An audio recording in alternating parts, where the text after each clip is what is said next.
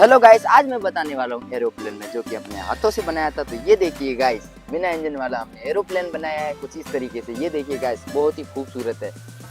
तो गाइस ये है हमारा एरोप्लेन जो कुछ गत्ते की मदद से और कुछ कागज की मदद से हमने इसको बनाया है, जो बिना इंजन उड़ने वाला है। तो ये देखिए। तो गाइस आप जल्दी जाओ, मेरे चैनल कीजिए लाइक शेयर सब्सक्राइब। ऐसे अमेजिंग वीडियो मैं बनाता रहता हूँ। इसको है जो कैसे उड़ाना और किस तरीके को उड़ेगा वो मैं आपको नेक्स्ट वीडियो में बताऊंगा। आप जब तक जल्दी जाओ, मेरे चैनल कीजिए लाइक शेयर सब्सक्राइब।